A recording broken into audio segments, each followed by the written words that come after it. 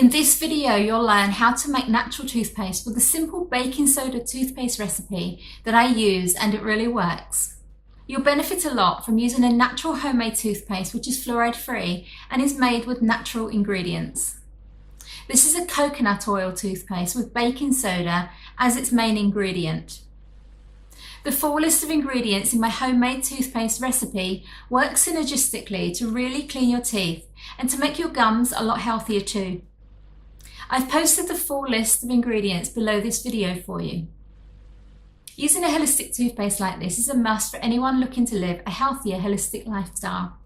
It's a great alternative to toothpaste that you can buy in the shops. This is because even shop-bought organic toothpaste usually has some chemical stabilizers and/or preservatives in it. So while a natural toothpaste review for shop-bought fluoride-free toothpaste could be really helpful, if you wanted all natural toothpaste, it's best to learn how to make your own homemade toothpaste using a natural toothpaste DIY recipe like the one that I'm sharing with you right now. In the full list of ingredients I've posted below this video, I've also included a list of the other things that you'll need to get started. So it's time to learn how to make natural toothpaste. Very exciting. Okay, so we are making our natural toothpaste. 3 ingredients. We've got pure organic coconut oil. It's really good. Make sure you use organic. It's really good. It's antibacterial. We use a peppermint oil, essential oil. I use doTERRA because you can ingest this. You really have to be careful which essential oils that you do use, because some of them you can't actually put inside your body. So make sure, but doTERRA is a very good brand. And then we've got the bicarb of soda. So here goes. I'm only going to make a small batch right now because it's actually only me in my house that uses this. So to begin with, we'll put in the coconut oil. So I've got a little bowl here. So we'll put this in. Take that out for now. And I'm going to put in 4 tablespoons of coconut oil. So I've got my little spoon here that's measuring it out for me.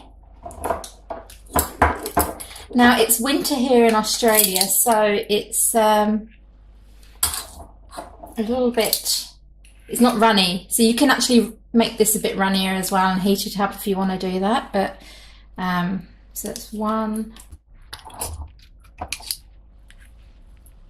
2. Now I'm not ultra careful with this. I don't actually use a recipe generally. I'm just doing this to show you on this video. 3.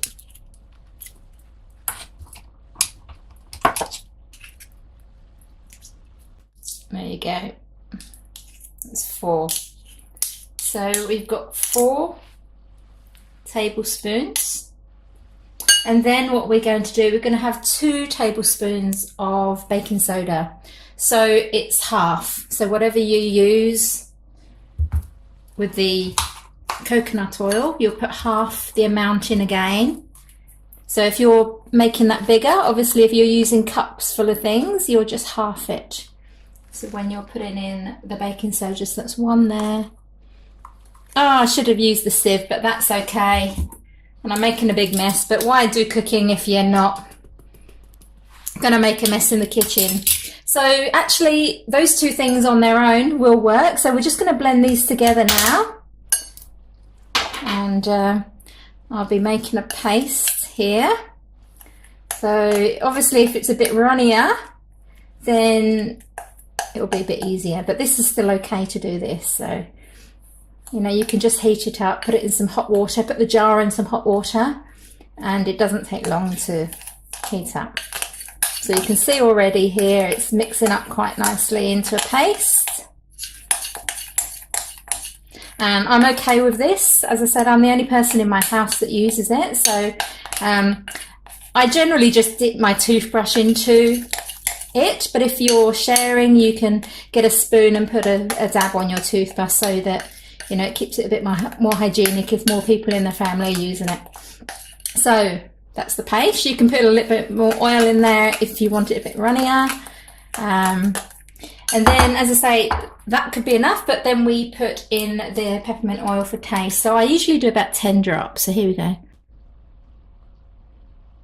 Oh, there's a little bit more, but again, doesn't matter. It's all good for you. Now, some people put sweeteners in this as well. I'm not really a sweet tooth, and I don't think sweet things are particularly great for your gums anyway. It's not like we're eating this. So this is it. Doesn't take very long. I will, off camera, get the lumps out a little bit more than this, but you can see it's this type of consistency. As I said, in the summer it would be runnier than this, but it doesn't matter. And I just keep my toothpaste in a jar like this. So I will put this in here.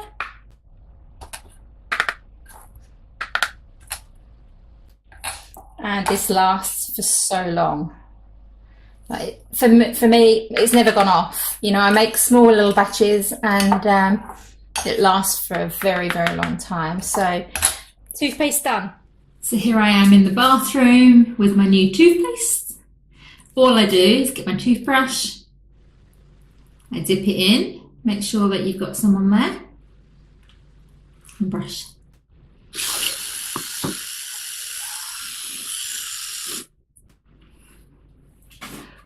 Now, one thing I didn't mention is I use filtered water, so we're not getting the fluoride out of the tap water.